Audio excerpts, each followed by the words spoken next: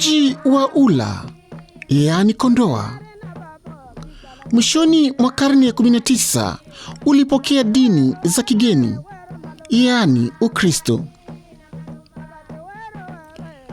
Wamisionari wa shirika la Roho Mtakatifu, yaani Holy Ghost, katika mji wa Ula, yaani Kondoa, waliikuta biashara ya dhambi ya utumwa imeshamiri katika eneo hili la Kondoa.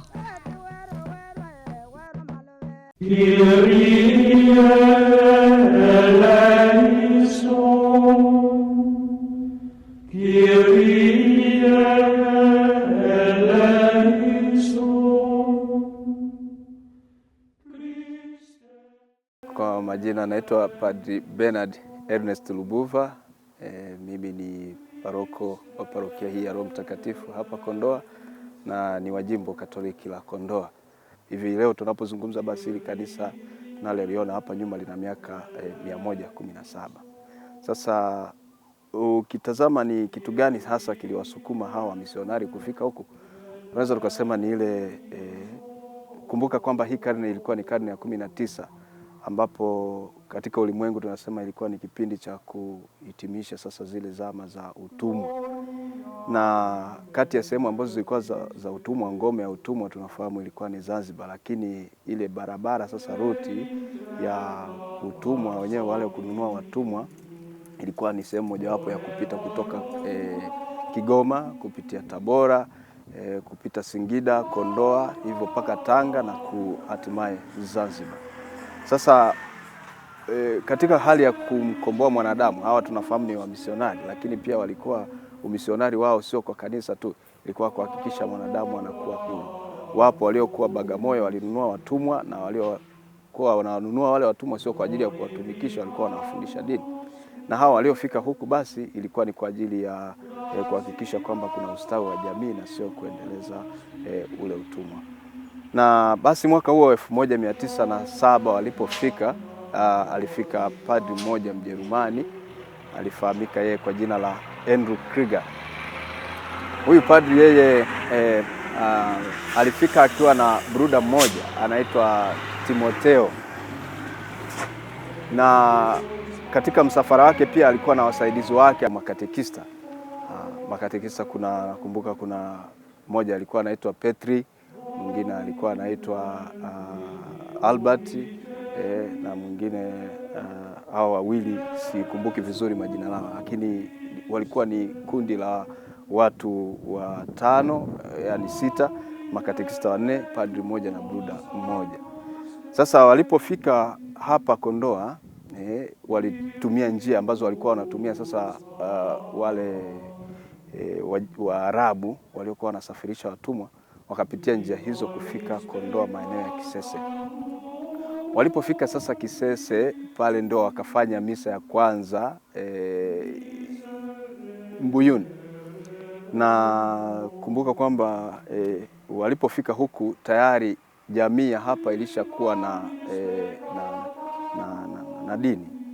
Walikuta kuna watu ambao ni Waislamu na kuna watu ambao walikuwa hawana dini rasmi, tuseme walikuwa wanashiriki zile ibada za kiasili.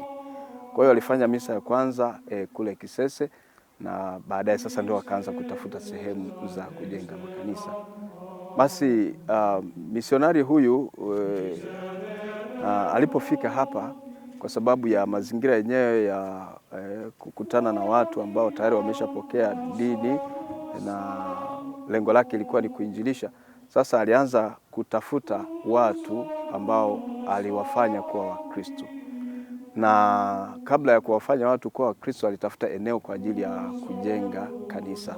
Ndio akaja kwa mtemi ambaye alikuwa kipindi hicho kulikuwa na mtemi anaongoza hapa Kolowasi, Salum Kimolo. Na alipofika pale basi aliomba eneo kwa ajili ya ujenzi wa kanisa.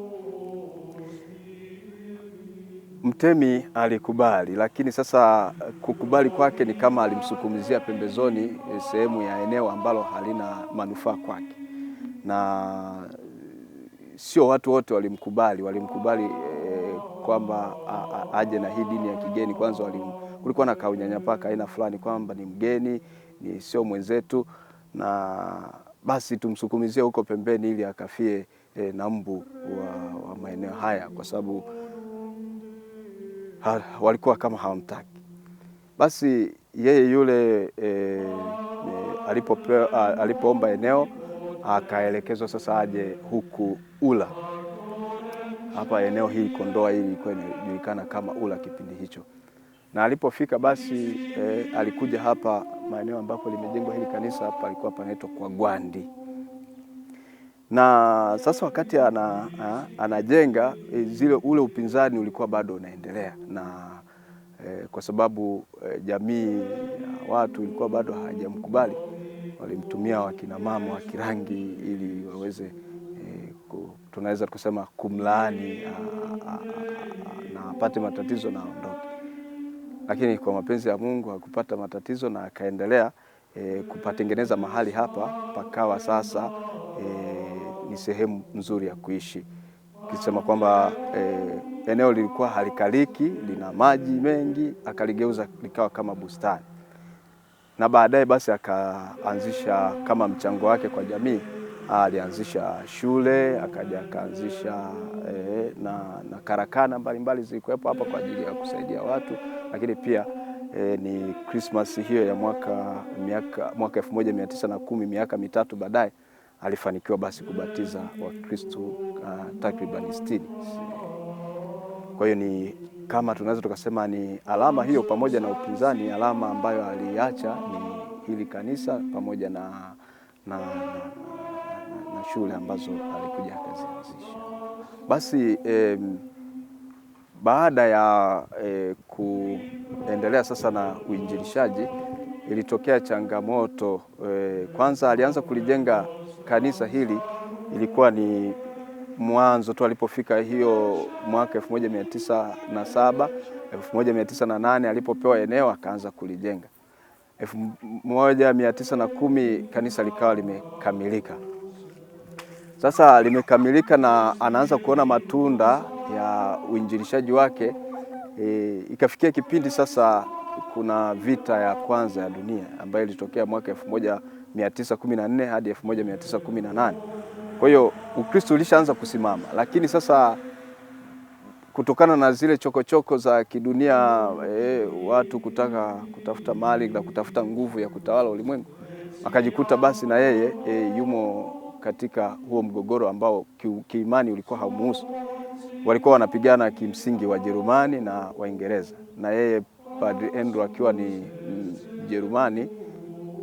Basi wale waliokuwa wanatawala walikuwa wanataka kutawala hii Tanganyika, walijikuta wana vita naye.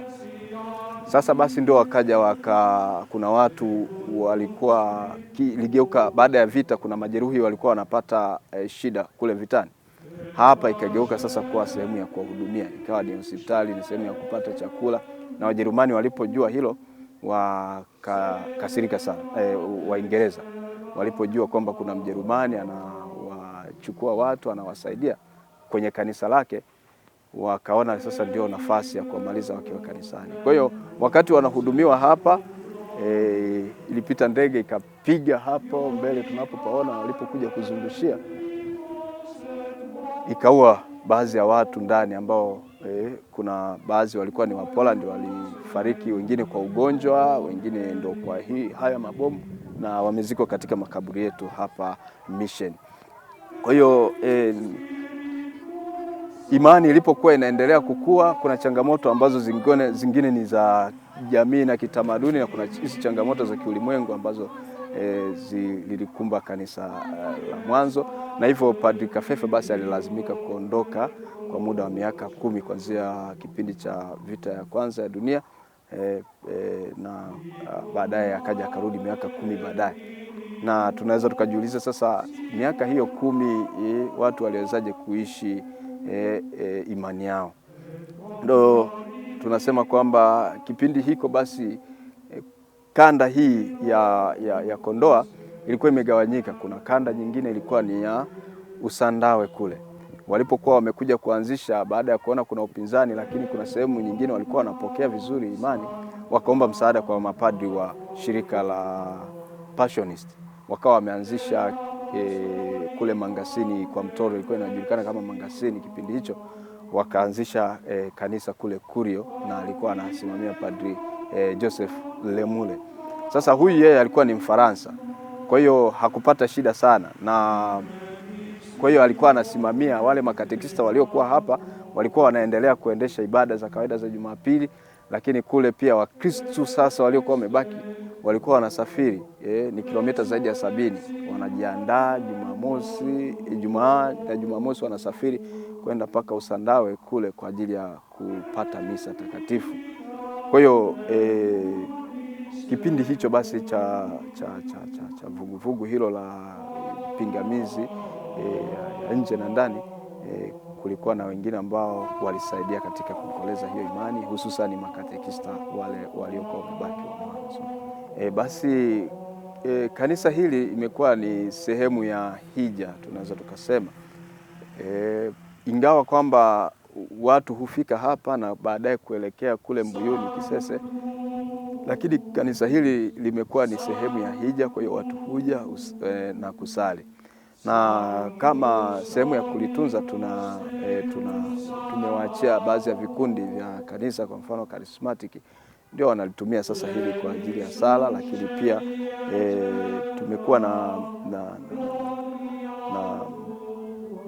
na namna ya kulienzi kama sehemu ya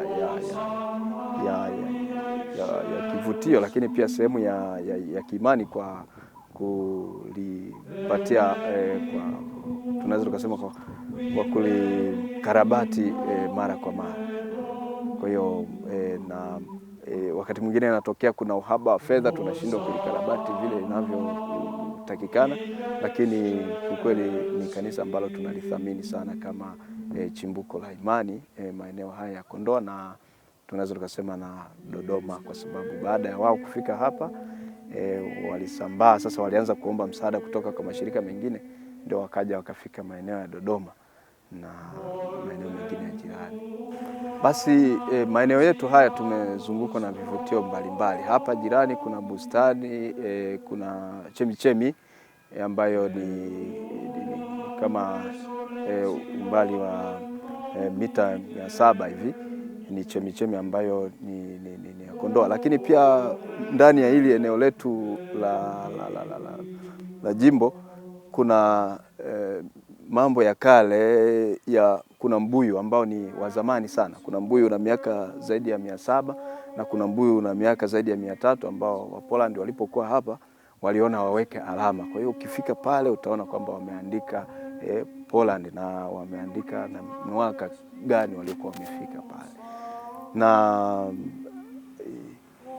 hizo basi ni vitu ambavyo vinatuzunguka na ni vya kale na ndivyo tunavithamini sana.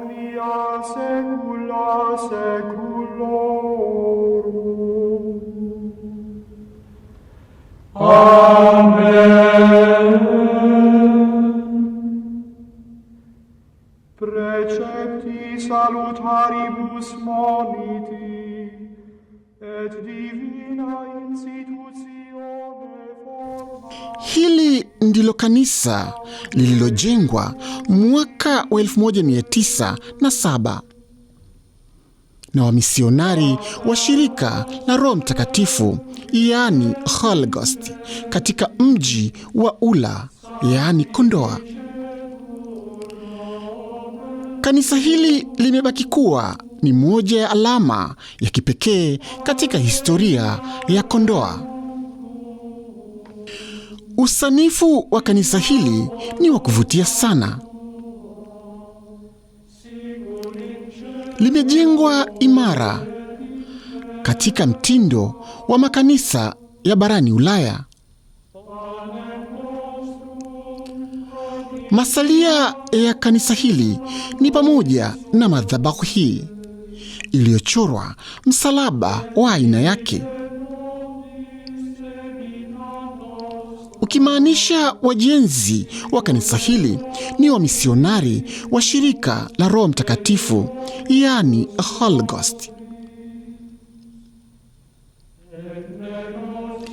Masalia mengine yanayoonekana ndani ya kanisa hili ni kinanda hiki cha zamani sana